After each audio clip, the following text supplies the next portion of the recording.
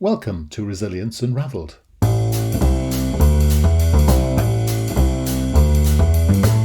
Hi everybody and welcome to Resilience Unravelled, a podcast that examines all aspects of personal and organisational resilience. A huge all-encompassing subject that covers the ability to thrive in life by harnessing your cognitive, emotional, physiological and contextual abilities. I share stories from people who have thrived despite remarkable obstacles, as well as highly successful practitioners and experts across a range of topics. And this podcast introduces their amazing stories and expertise, as well as my own reflections, perspectives, strategies and tips, which come from my own synthesis of themes and trends from wider learning.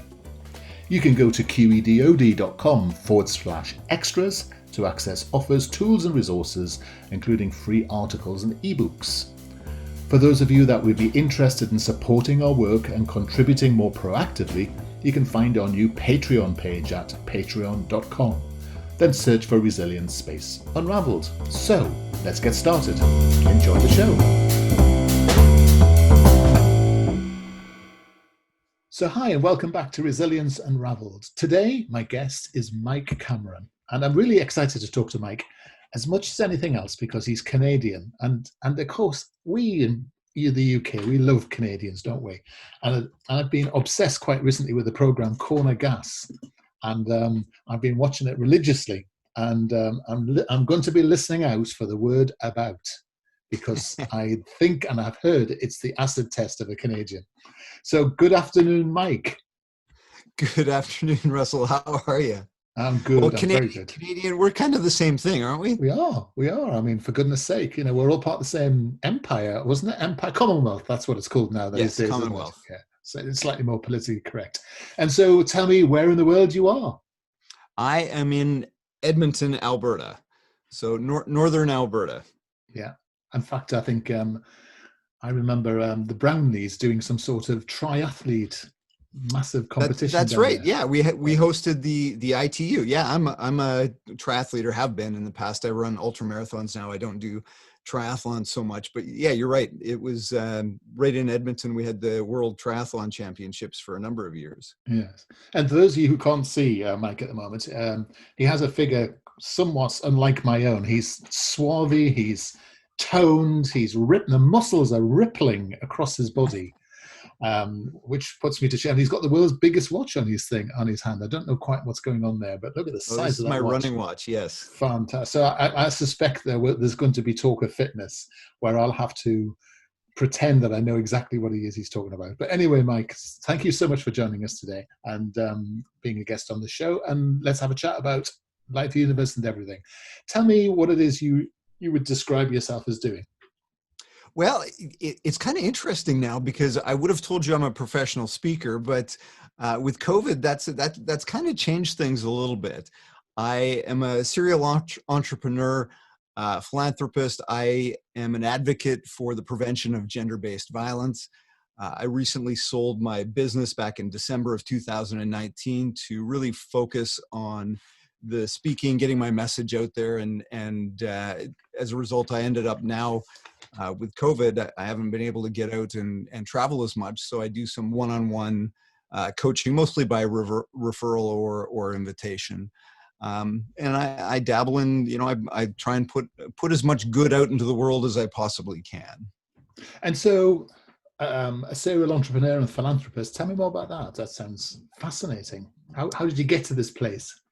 Well, it's interesting. I think back to sort of my early years. I literally started my career, I say, bagging shit, like bagging steer manure. I worked in a garden supply wholesale company when I was 18, and I knew I was destined for greatness. I knew at the age of 18 that I was going to do big things, and sort of worked my way through there, and eventually played hockey with a guy that was making lots of money, having lots of fun in the finance business. And I asked him, how do you do what you do? So he told me, and I went out and did all the things I needed to do to get into that space, and ultimately ended up working for his boss, or actually for him. He ended up becoming the vice president of that organization. And ultimately I worked there for 4 years. Long story short, I ended up moving from, I was in Vancouver, British Columbia, so on the west coast of Canada, one of the big cities in Canada. And we had an opportunity as an organization. I was 28 years old. We had an opportunity to open up a branch office about 1,500 kilometers east of Vancouver in Edmonton. Mm. And for those that don't know, Edmonton is not always sort of described as the picture perfect, idyllic place to live. It's in northern Alberta. Our winters, we often have, 30 degrees below zero temperatures. It's cold, it's snowy.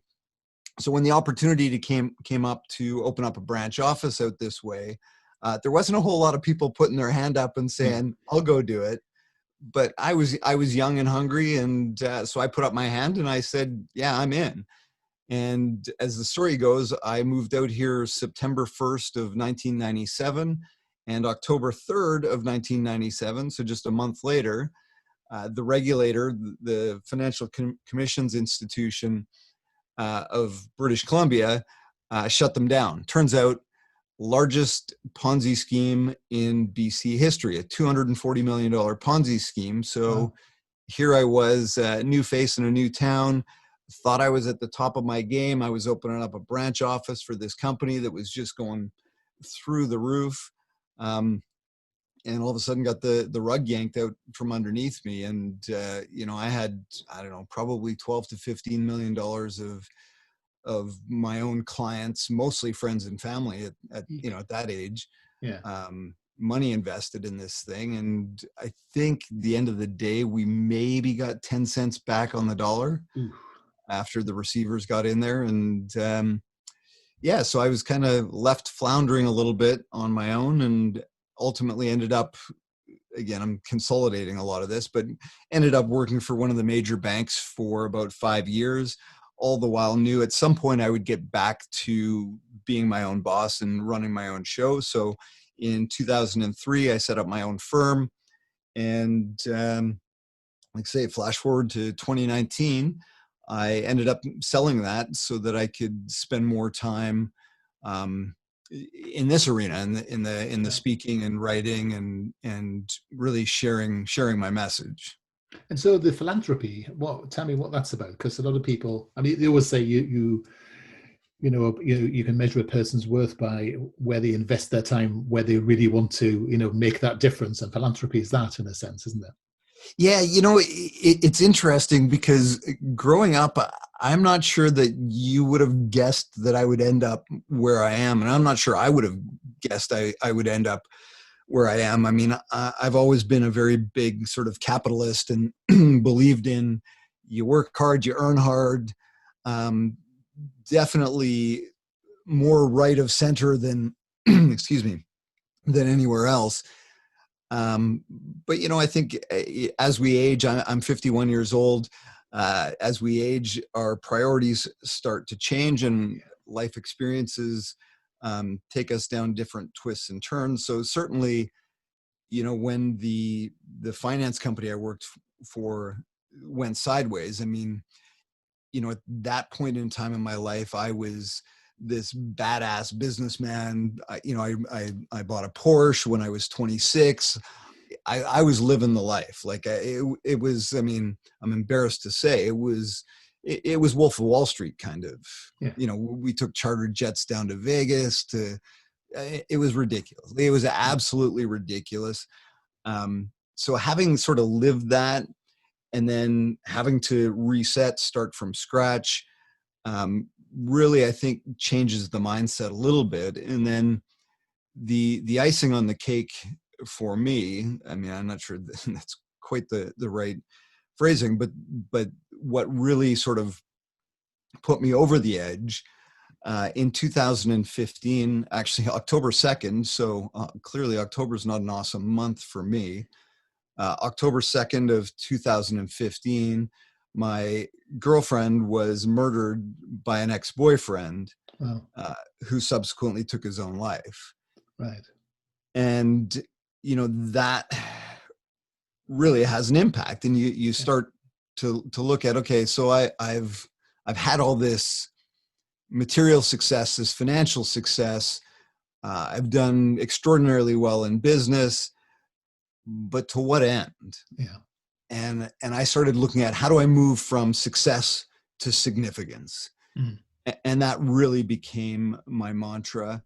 I'd helped found some nonprofits in the housing arena, um, and worked to help get low to moderate income households into home ownership if that was something that was right for them. That was kind of where my initial taste was, for the philanthropic side of things. And I gave back um, a fair bit of money from the business I ran.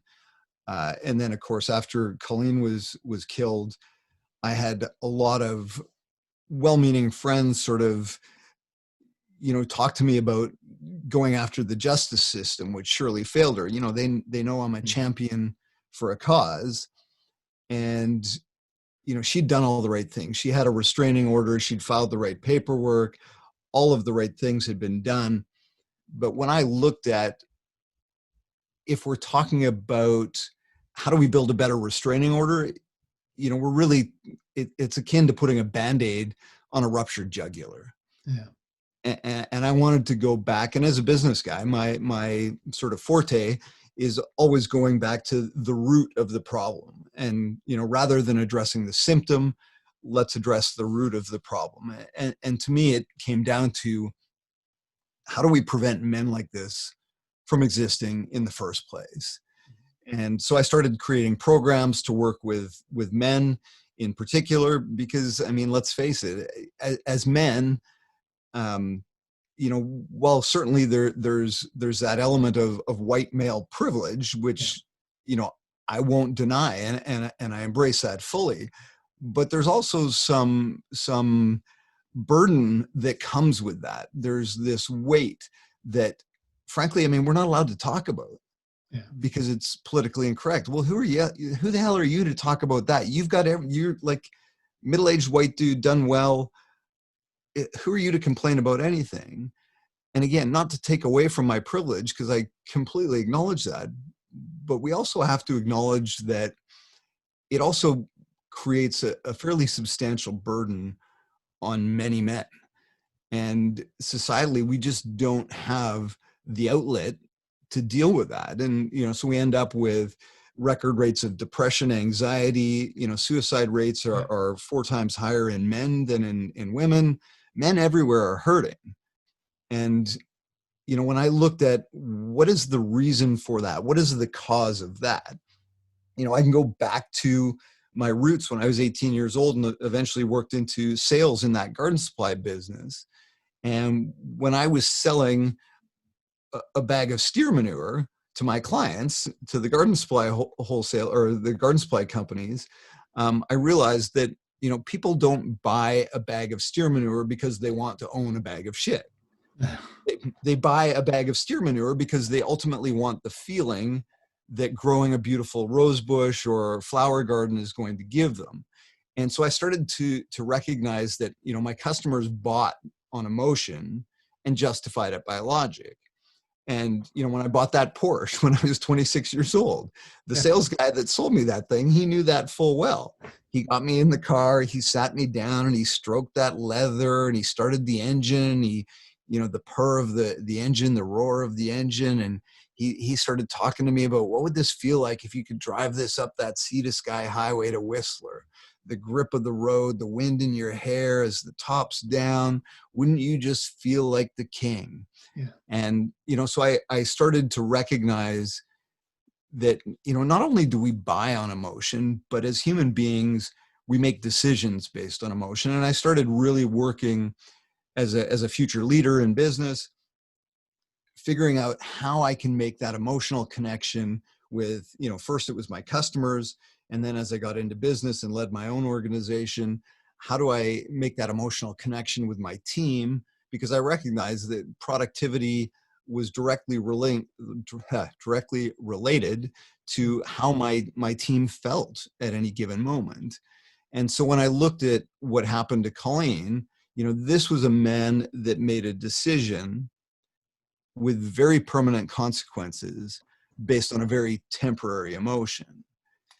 And as men, we've been taught to avoid, suppress, or bury any kind of feeling whatsoever. And to me, that emotional disconnection, I mean, Russell, that's, in my mind, that's the number one threat facing humanity right now.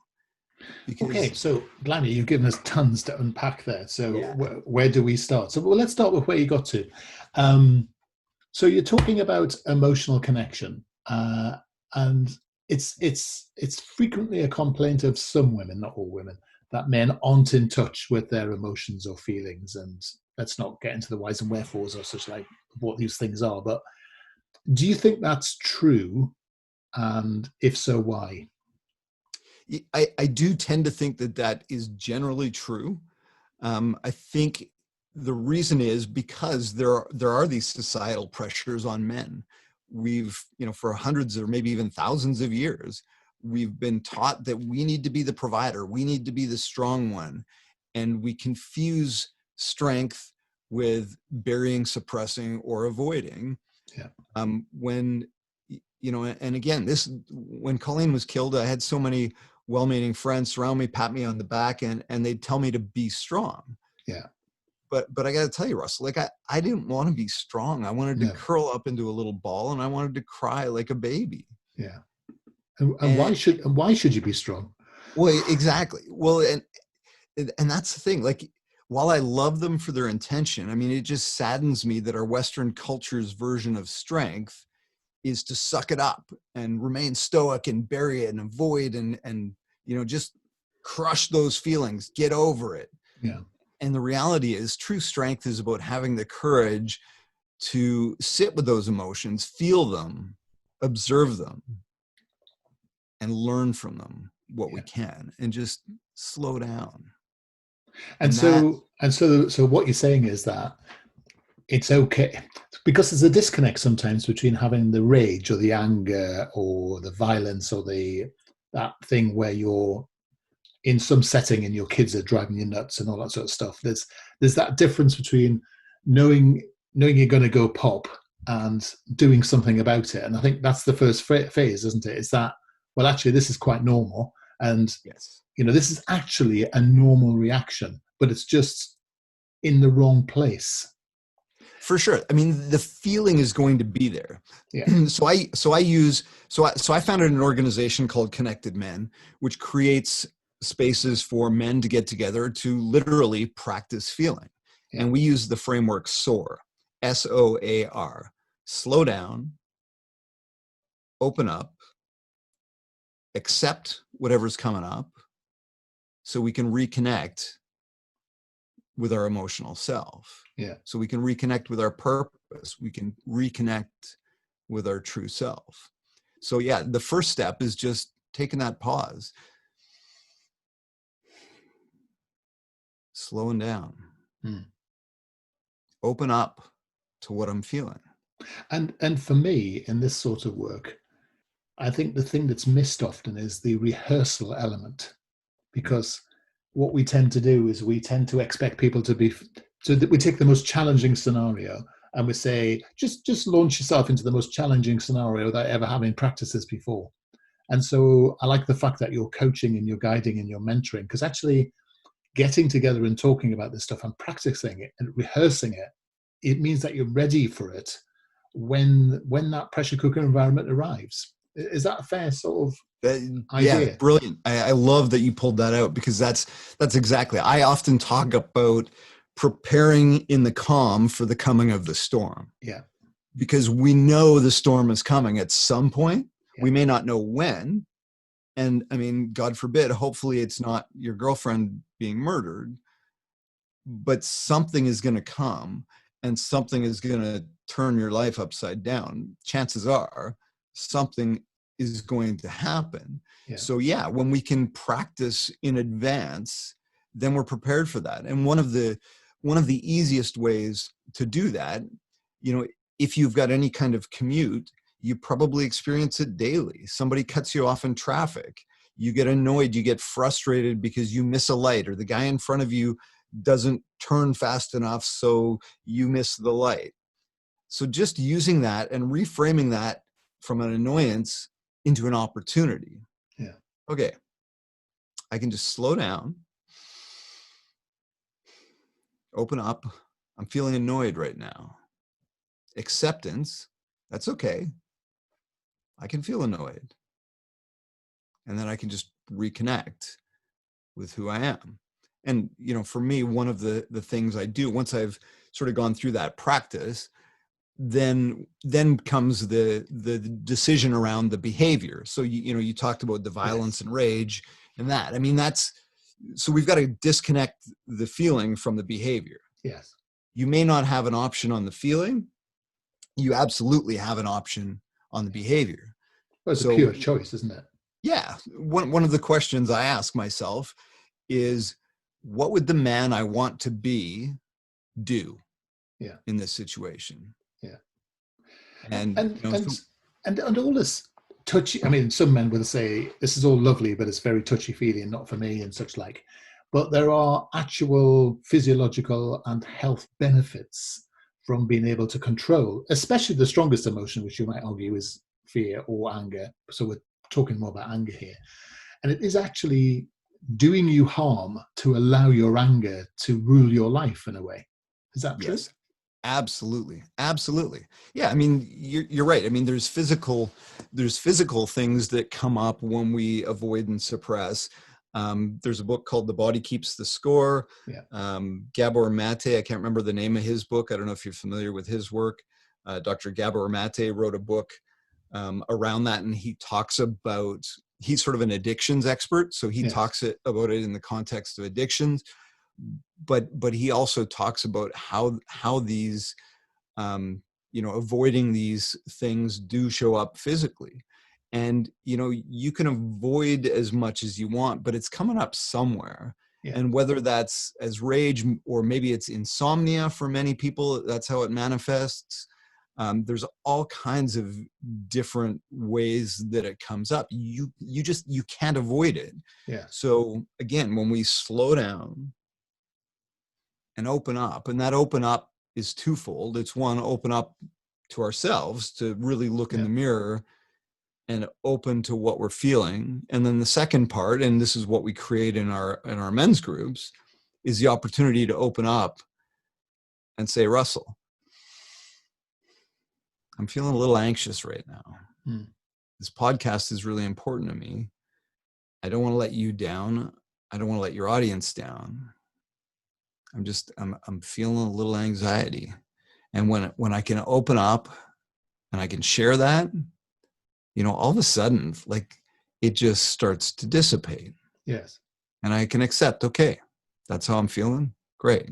So all right, let's go. So there's two other bits of it then from listening to that example. So there's I love the idea of the acceptance, because I think of the 4 stages, actually that's the most, in a way, it's the most important one. But the other thing that you've just demonstrated there is that you have to get over this idea of being judged all the time. Because if you're being judged, caring what people are thinking about you, because this idea, you know, that you're anxious because I don't want to let you down, and I know you're using that to illustrate it, but we spend far too much time being obsessed about the external view of us, that judgment, which actually gets in the way of that acceptance, doesn't it? Because we're living our life against somebody else's standard, and that makes it hard to. It's like you're talking about white prejudice, isn't it? You know, that's an external benchmark that's been applied to us. And now we're all sitting here going, well, I don't know what the benchmark is. I know there's one there. I'm going to notice it when I knock my head on it. And somehow we've got to get this back to ourselves and saying, we need to know ourselves, need to know our emotions. And we need to know our emotions when they're actually making us ill, or they're generating a difficult choice for us to do the right thing at that moment in time. Yeah. Absolutely. You're right. I mean, the acceptance piece is huge. And that's, like I said, that's the practice is brilliant when we do it. Like, there's just this magic that happens when a group of guys get together with intention, and we can practice that self-acceptance, because if we don't, I mean, and I think most people can probably relate to this. So you start to feel bad about X, Y, Z. And then you start thinking, okay, well, but I shouldn't feel bad about that. That's a natural reaction. So now we start feeling bad about feeling bad, and it becomes this whole big downward spiral that we can't get out of. Yeah. So it's just about accepting that, this is how I feel. And I like that idea, because that makes sense, that what you just said, that spiral, because one of the many frustrations I'm guessing in domestic violence is that often that frustration comes from the way either situationally things are happening, or the way that it's been worked out between the parties. And once the emotional ante has risen, what you end up doing is communicating in such a negative way that it drives the anger upwards. So you get this cascade effect, don't you, that comes from the differences that are sort of there between men and women often in marriages. And I'm guessing you need to somehow learn to not just manage your own process downwards, but that communication process between both parties. Otherwise, domestic violence is a big problem. Looking at COVID, I mean, we knew there's going to be more deaths, more divorce, more pregnancies, but definitely more domestic violence. And that's just been the case, isn't it? Because it's created this pressure cooker where people have had to look at someone and decide they really don't like them, and then they're stuck there. And then everything is like a pinprick, driving you towards, committing acts that you really probably won't be proud of in the future. Yes, absolutely. And I mean, it's about, we use the term holding space. Yeah. And that's that acceptance piece. Again, for ourselves, we practice it in our men's group, creating a space for guys to actually share what's going on with them without judgment. And this is, we come back to however you're feeling, even, with the Black Lives Matter. If I have a racist thought, or I've been brought up with racism in my background, I mean, clearly there's going to be something there. But if I can't articulate that, if I don't have a safe space to actually share that and where that comes from for me, then I just bury it, and the behavior continues. Yeah. So it's really about creating that space. And the same holds true in relationships. It's not about fixing things. It's not about defensive. I mean, John Gottman's got all kinds of wonderful tools on relationship work. So if your listeners are interested in the relationship stuff, Dr. John Gottman has got some fantastic stuff around that. But it's really just about being able to hold that space, again, without judgment for your partner, however they're feeling. And this is one of the things that my partner Michelle and I now do regularly, is just that check-in. And what are you feeling? And, I'm feeling annoyed because X, Y, Z. And this is just my feeling. This isn't about your behavior. This is just what I'm feeling. So let's work through that. And you don't have to fix me. No, exactly. And the beauty is we've had that conversation early in our relationship, so that if I go into fix it mode, she can very quickly just say, hey, and actually one of the things I will do with her and she with me is I'll ask, do you want empathy or do you want strategy? Yeah. And then she can just say, you know what, I want some strategy right now. Okay. So I'll listen, and then I'll say, okay, well, what if we did X, Y, and Z? Yeah. Or if she just said, you know what, I just need empathy right now. It's like, all right, my role here is just to sit back, listen, nod my head, smile, and give her a hug. Yeah. I like that. I think that's a very useful thing that most of us, I think most of us know it, but what we've never done is articulate it. So everybody knows it.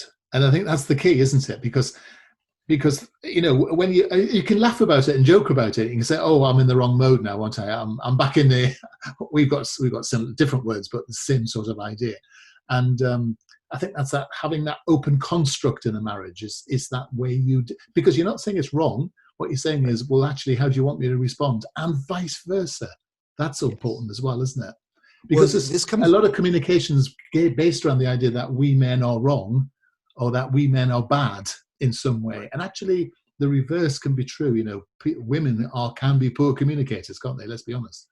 Yeah, absolutely. Well, it comes back to the difference between expectation and agreement, Yeah, right? And I did a piece on this recently where I talk about resentment comes when we hold somebody accountable to expectations we don't have agreement on.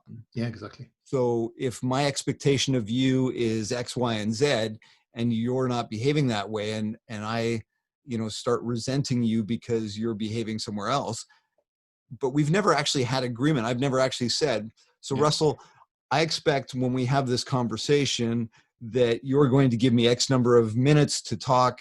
You're not going to interrupt me. You're going to do this or you're that. But if I haven't got agreement, if that's my expectation, but I don't have agreement yeah. from you, that's problematic. I mean, years ago, we created a structure called, it was very business based. It was, yeah, it was at the time when business process reengineering was all the rage in organizations. And we used to call it relationship process reengineering because why invent a new wheel?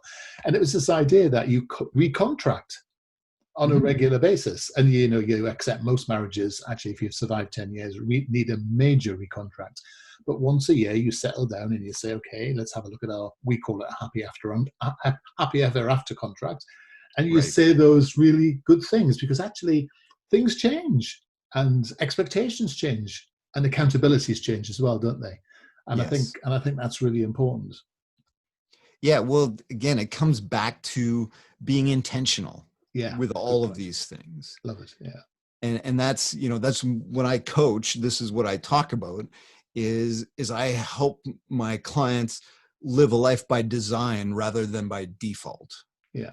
And I think for many of us, we live by default, the way Yeah. we've always known, and we just go, we go, we go, but we don't actually take the time, whether it's with our partner or with ourselves, to sit down and reflect on, okay, what do I actually want my life to look like? Or Yeah. what do I actually want my business to look like?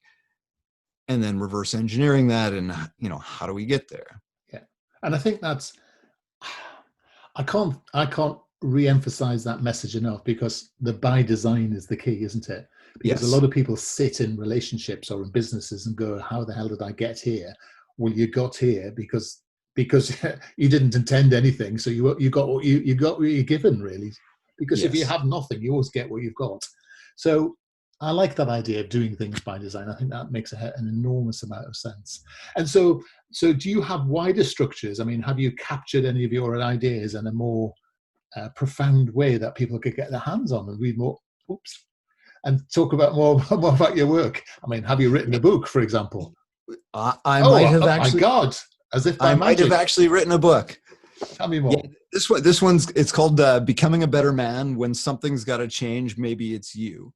Yeah. And it's funny because oftentimes when I hear from people that have read it, they say, I completely expected a preachy how-to book, but it's just my story. I've had kind of three major um, what you would probably call traumas or tragedies in my life. And so I just tell my story and walk through the lessons that I've learned in there. And I talk about some of these concepts. Um, I'm a big believer in, like I said, being intentional by design. So when I learn something, I will try and take that and distill it down into something bite-sized or some acronyms. Um, the SOAR framework: slow down, open up, accept, reconnect. Uh, what I talk about why I stopped setting goals, and I don't set goals anymore. I set values, intentions, and milestones. So I kind of outline that framework. So I'm big on frameworks versus this is what you should do, because I don't care how much research has been done. Most of it hasn't been done on me, Yes. and I may respond differently. So I need to experiment, but the more frameworks I can have to do that, you can certainly learn from the success of others in your past, but Brilliant. to apply it to your own life, you've got to do that in your own unique way. And so, if people wanted to find out more about you, Mike, how would they do that? MikeCameron.ca is my website. I also do weekdays at 8:30 Mountain Time. MikeCameron.ca/Facebook. I do a Facebook live show, and I just hop on and sort of share my thoughts, or sometimes interview folks. Good. And LinkedIn as well, that sort of stuff? And I'm on LinkedIn as well, yeah. Good. Excellent. Michael Cameron on LinkedIn, I think. The posh version, I see. That's very good. There's Yes. lots of Mike Camerons in the world, aren't there? It's tricky, isn't it?